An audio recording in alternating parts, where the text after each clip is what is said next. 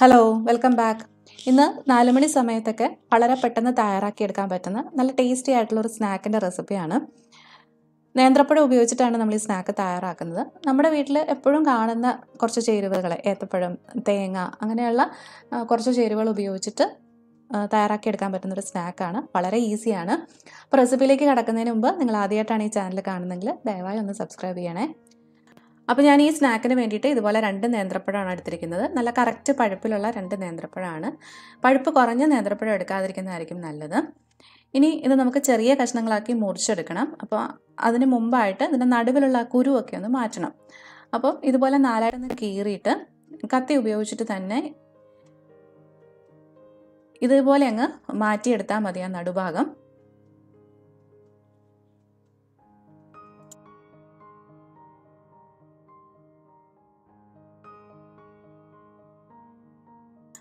അതിനുശേഷം ചെറിയ കഷ്ണങ്ങളാക്കി മുറിച്ചെടുത്താൽ മതി. ഇതിലും ചെറിയ കഷ്ണങ്ങളാക്കി വേണമെങ്കിലും നിങ്ങൾക്ക് മുറിച്ചെടുക്കാം.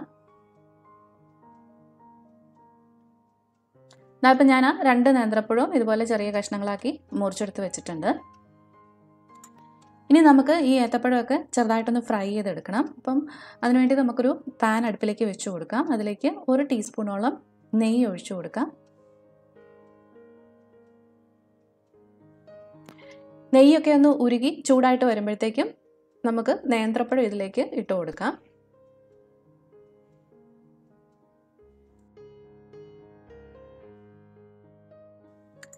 ഇതിലേക്ക് ഒരു മധുരത്തിന് വേണ്ടിയിട്ട് ഞാൻ ഒരല്പം പഞ്ചസാര, ഏകദേശം 1 ടീസ്പൂണോളം പഞ്ചസാരയും കൂടെ ചേർത്ത് കൊടുക്കുന്നുണ്ട്. പഞ്ചസാരയുടെ അളവ് ആ നേന്ത്രപ്പഴത്തിൻ്റെ മധുരം അനുസരിച്ചിട്ട് ചേർത്ത് കൊടുക്കുക. നന്നായിട്ട് പഴുത്ത നേന്ത്രപ്പഴമൊക്കെ ആണെങ്കിൽ പഞ്ചസാര ചേർത്ത് കൊടുക്കണമെന്നുമില്ല. എന്നാൽ ഈ ഒരു മീഡിയം പഴുപ്പിലൊക്കെ ഉള്ളതാണെങ്കിൽ 1-2 ടീസ്പൂൺ പഞ്ചസാര നമുക്കിതിലേക്ക് ചേർത്ത് കൊടുക്കാം. ഇനി ഇത് കളറ് ചെറുതായിട്ടൊന്ന് മാറുന്നിടം വരെ ഒന്ന് ഫ്രൈ ചെയ്തെടുക്കണം.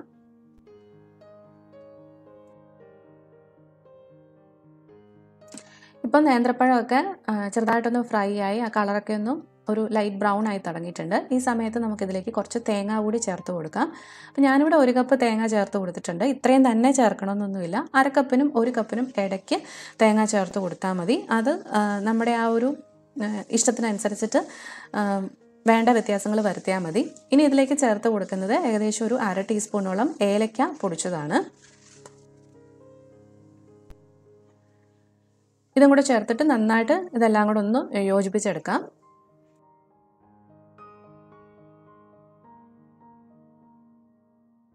ഇനി ആ തേങ്ങയും നന്നായിട്ടൊന്ന് ചൂടായി കിട്ടണം. അധികമായിട്ട് എന്തെങ്കിലുമൊക്കെ വെള്ളമയം ഉണ്ടെങ്കിൽ അതൊക്കെ ഒന്ന് പോയി നന്നായിട്ടൊന്ന് ഡ്രൈ ആയി കിട്ടുന്ന വരെ ഇതുപോലെ ഒന്ന് ഇളക്കി കൊടുത്തുകൊണ്ടിരിക്കുക.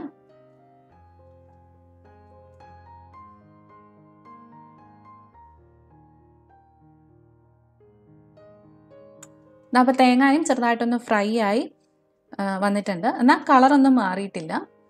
അപ്പോൾ ഈ ഒരു പാകം മതി നമുക്ക്. ഇനി നമുക്ക് തീ ഓഫ് ചെയ്യാം. ഓഫ് ചെയ്തതിന് ശേഷം ഇത് നന്നായിട്ടൊന്ന് തണുത്തോട്ടെ.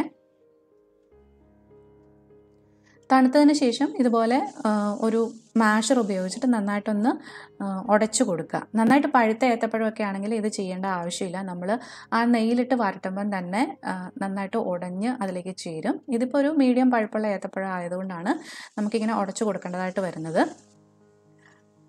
ഇങ്ങനെ ഉടച്ചതിന് ശേഷം നമ്മുടെ കൈ ഉപയോഗിച്ചിട്ട് തന്നെ ഇത് നന്നായിട്ടൊന്ന് കുഴച്ചെടുക്കണം. ഇപ്പം ഞാൻ ആ നേന്ത്രപ്പഴമൊക്കെ നന്നായിട്ട് കുഴച്ചെടുത്തിട്ടുണ്ട്. ഇപ്പോൾ ആ തേങ്ങയും നേന്ത്രപ്പഴം എല്ലാം നന്നായിട്ട് മിക്സായി കിട്ടിയിട്ടുണ്ട്. ഇനി നമുക്കിത് ചെറിയ ഉരുളകളാക്കി എടുക്കണം. ചെറുനാരങ്ങ വലുപ്പത്തിലുള്ള ഉരുളകളാക്കി എടുത്താൽ മതി. നമ്മളിനി ഇത് ഫ്രൈ ചെയ്യാനുള്ളതാണ്. അപ്പോൾ ഫ്രൈ ചെയ്യാൻ എളുപ്പവും നമ്മൾ ചെറിയ ഉരുളകളാക്കി എടുക്കുന്നതായിരിക്കും. അതിൽ ആ നെയ്യുടെ മയമൊക്കെ ഉള്ളത് കൊണ്ട് നന്നായിട്ട് തന്നെ ഉരുണ്ട് കിട്ടും. അപ്പോൾ അതെല്ലാം ഞാൻ ഇതുപോലെ ഉരുട്ടിയെടുത്തിട്ടുണ്ട്. 12 ഉരുളകളാണ് എനിക്ക് ഈ ഒരു അളവിൽ നിന്ന് കിട്ടിയിരിക്കുന്നത്. ഇനി നമ്മൾ ഇതൊന്ന് മുക്കി പൊരിക്കാനുള്ള ബാറ്റർ റെഡിയാക്കാൻ പോവാണ്. അപ്പോൾ ഒരു ബൗളിലേക്ക് 1/2 കപ്പ് ഗോതമ്പ് പൊടി ചേർത്ത് കൊടുക്കാം. പിന്നെ ചേർക്കേണ്ടത് 1/2 കപ്പ് തന്നെ അരിപ്പൊടിയാണ്. അപ്പോൾ വറുത്ത അരിപ്പൊടിയാണ് ഞാനിവിടെ എടുത്തിരിക്കുന്നത്.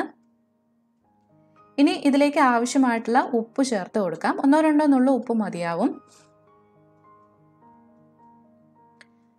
പിന്നെ ചേർക്കുന്നത് ഒരു നുള്ള് ബേക്കിംഗ് സോഡയാണ്. ബേക്കിംഗ് സോഡ നിർബന്ധമൊന്നുമില്ല. വേണ്ടെങ്കിൽ ഒഴിവാക്കാവുന്നതാണ്. ഒരല്പം മാത്രമേ ചേർത്ത് കൊടുക്കുന്നുള്ളൂ.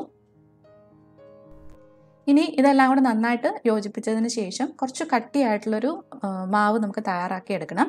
അപ്പം കുറച്ചായിട്ട് വെള്ളം ചേർത്ത് കൊടുത്ത് യോജിപ്പിച്ചെടുക്കാം. കട്ടയൊന്നും ഇല്ലാത്ത മാവ് വേണം തയ്യാറാക്കി എടുക്കാൻ വേണ്ടിയിട്ട്. ഞാനിപ്പോൾ ഏകദേശം 1 കപ്പ് വെള്ളം ഇതിലേക്ക് ചേർത്ത് കൊടുക്കുന്നുണ്ട്. അതുകൊണ്ട് നല്ല തിക്കായിട്ടുള്ളൊരു ബാറ്ററാണ് നമുക്ക് തയ്യാറാക്കുന്നത്.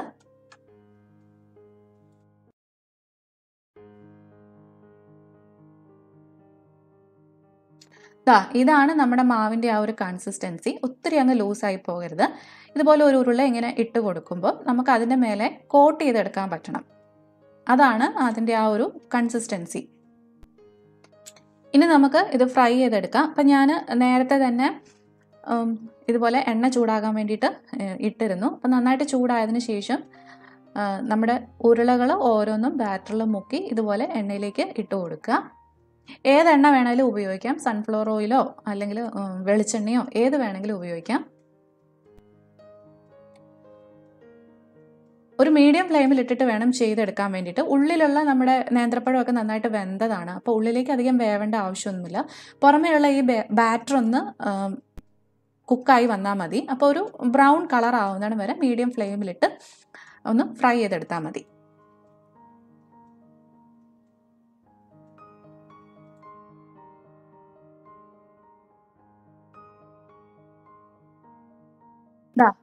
ഈ ഒരു പരുവമാണ് നമുക്ക് വേണ്ടുന്നത്. ഇതുപോലെ ആകുമ്പോഴത്തേക്ക് നമുക്കിത് എണ്ണയിൽ നിന്ന് കോരി മാറ്റാം. ഇനി ഞാൻ ഇതുപോലെ തന്നെ ബാക്കിയുള്ള ഉരുളകളും കൂടെ ഒന്ന് ഫ്രൈ ചെയ്തെടുക്കട്ടെ.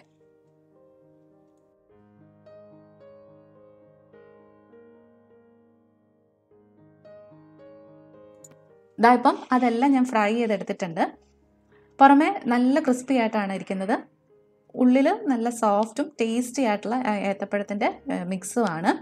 നമ്മൾ നേന്ത്രപ്പഴം ഉപയോഗിച്ചിട്ട് തയ്യാറാക്കുന്നത് കൊണ്ട് തന്നെ നല്ല ഹെൽത്തി ആയിട്ടുള്ള സ്നാക്കാണ്. കുട്ടികൾക്കൊക്കെ നമുക്ക് ധൈര്യമായിട്ട് കൊടുക്കാവുന്നൊരു സ്നാക്കാണ്. അവർക്ക് ഇഷ്ടപ്പെടുകയും ചെയ്യും. നല്ല മധുരമൊക്കെ ആയതുകൊണ്ട് തന്നെ കുട്ടികൾക്ക് മാത്രമല്ല മുതിർന്നവർക്കും കഴിക്കാവുന്ന ഒരു സ്നാക്കാണ്. അപ്പം മറക്കാതെ എല്ലാവരും ഇത് ഉണ്ടാക്കി നോക്കൂ. ട്രൈ ചെയ്ത് നോക്കിയിട്ട് ഇഷ്ടമായെങ്കിൽ ലൈക്ക് ചെയ്യാനും കമൻറ്റ് ചെയ്യാനും ഷെയർ ചെയ്യാനും മറന്നു പോകണ്ട. സബ്സ്ക്രൈബ് ചെയ്യാത്തവരാണെങ്കിൽ ഒന്ന് സബ്സ്ക്രൈബ് ചെയ്തേക്കണേ. സബ്സ്ക്രൈബ് ചെയ്യുമ്പം അടുത്തുള്ള ബെൽ ഐക്കണും കൂടെ ഒന്ന് ക്ലിക്ക് ചെയ്ത് ഓൾ എന്ന ഓപ്ഷനും കൂടെ എനേബിൾ ചെയ്യണം. എന്നാലേ ഉള്ളൂ ഞാൻ പുതിയ വീഡിയോസ് ഇടുമ്പം അതിൻ്റെ നോട്ടിഫിക്കേഷൻസ് നിങ്ങൾക്ക് കറക്റ്റായിട്ട് വരികയുള്ളൂ. അപ്പോൾ വീണ്ടും വേറൊരു റെസിപ്പി ആയിട്ട് കാണാം. അതുവരെ ബൈ ബൈ, ടേക്ക് കെയർ.